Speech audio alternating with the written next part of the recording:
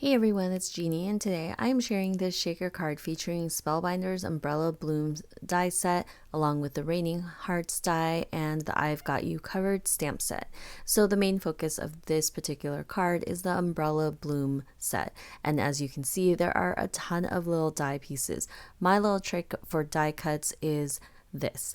I take a piece of 80-pound Nina Solar Crest cardstock and I will back it with scrapbook.com's double-sided adhesive. Their adhesive is a little bit thicker. What I find is that if I'm die cutting using this combo, it kind of keeps it all together, and so I won't have a ton of little pieces and I'm able to color on this panel. So if you press hard enough, the pieces will pop out because it is cut, but if you don't, then you end up with a piece of all the little die cut areas. So I know that you can use colored cardstock, and usually I do that, but most of the time I actually prefer coloring with Copic markers. And as you can see, this panel is just all stuck together and it kind of works like stickers. I can peel them up or I can pop them out, so depending on how you like to do it. But by coloring on the actual panel with the exterior area, you can kind of go outside the lines and you don't really mess up, you don't get all over your table, and it works really well for me. Of course, if your preference is to use colored cardstock, you can also back it with double-sided adhesive. That way you don't have to add glue to everything and then everything becomes a sticker. So it just really depends on your preference, but I think you guys know that I like coloring, so I just color everything, especially die cuts, and I just find that you can add dimension to it versus the colored cardstock, which you still can with Copic markers. But I do find like ink blending those give it the dimension, but like it's not something I love doing. I just really like coloring. That's my therapy. That's my medium of choice. And so I tend to do it when I can, and usually with die cuts, as long as I'm using this method of using double-sided adhesive on cardstock and having all the little pieces, however small, stay together, I'm absolutely fine with coloring. So I'm not doing anything super fancy. I kind of played around with the umbrella patterns. There's these dies to decorate the umbrellas, so you can use I think polka dots, you can do stripes, you can do like I think portions of the umbrella as well with different colors, but I just didn't really want to do that. I had played around with it and I didn't like how it looked because I realized with my florals I'm gonna just have so much color on this card that I really didn't want to distract and add more color on the umbrella. So I decided to stick with blue, mainly because I was thinking blue, water, it just makes sense, but it was just a very neutral color against the florals and the greenery that I was using. I had planned to go in with pink, purple, kind of like a corally color, and then pops of yellow for the florals and also purple. There was so many colors going on. I really just wanted a solid umbrella. And so as you can see, some of these pieces are really small. I'm not really doing anything super fancy, but I am able to add dimension, so I use 2 to 3 Copic markers depending on the size of everything. Mostly I use 3 colors, dark color, medium color, and then a very light color.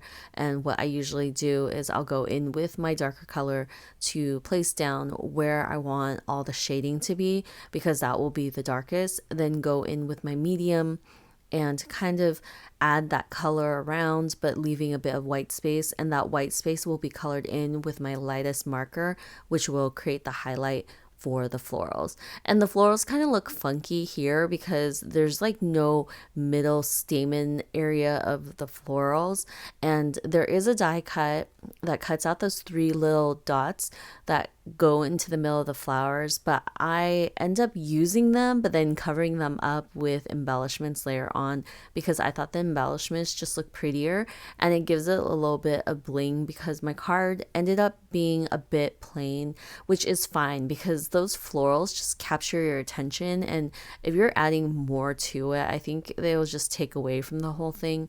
And my point of this card was to create a shaker card because I kind of wanted the look of rain in the background, but like with iridescent embellishments, and that's how I was thinking going into this card. I had actually cut out a few more extra florals just to fill up the umbrella, and I might have put too many, but oh well. So I'm using this shaker pocket from Tonic, and this is the A2 size. I had cut a piece of pattern paper in a very light blue plaid, and I thought it would just went really well with my umbrella. And I'll put that piece of paper inside, close up 3 sides because I want to keep the opening open for my embellishments, and I want to put on my umbrella onto the front just to make sure, because then that will kind of determine how many sprinkles and embellishments I'll put into the pocket, mainly because I just don't want it to be too much of a distraction away from the umbrella. So I want to make sure that I'm happy with everything before I actually add the embellishments. And also, you're working with a flat surface, it makes it easier to place your die cuts. If you remember, everything's on double-sided adhesive, so I kind of have to use my tool pick to kind of pop up the umbrella a little bit so I can insert my florals. And sometimes I also trim down my florals just a little bit so it would fit nicely. And I'm kind of being finicky with it because I really want to fill up this umbrella space. It just looks really pretty full, and there are some of the dies that actually go together with the florals, so you kind of have to tuck them behind too. So I'll just use my tool pick if I'm not able to pop it up with just my nail. But I'm very careful with pressing too hard on my double-sided adhesive because I know that I want to move things around as well. But also, the shaker is acetate, so it makes it a little bit easier to pop up things that you're sticking onto it because of the slick surface, so that also helps. I already had stamped out a sentiment, but I decided against using it because the top portion of my shaker card was kind of plain and it was just very empty because all the shaker bits kind of fall at the bottom. So I decided to later go back in and stamp out a bigger sentiment with a supporting sentiment that will go at the bottom. I have the umbrella kind of on the left hand side, so we kind of have some open space on the right hand side, so I really wanted to fill that up. This is the first round of the florals and I was happy with it, but I felt like there was a bit of empty space, so I went in and die cut a few more florals and really filled up that area, and you can see the difference that it makes. And then I pulled out some embellishments that I'm just going to put in the center of the flowers. I just thought it looked way better than the little dots that come in the die cut. And also, I have so many embellishments that I just really want to use them up. I will never use them all up. Whenever I can use a good amount, I will, especially because these are the half dome ones, and you can't really put them in shaker cards unless you want to like make it really bulky.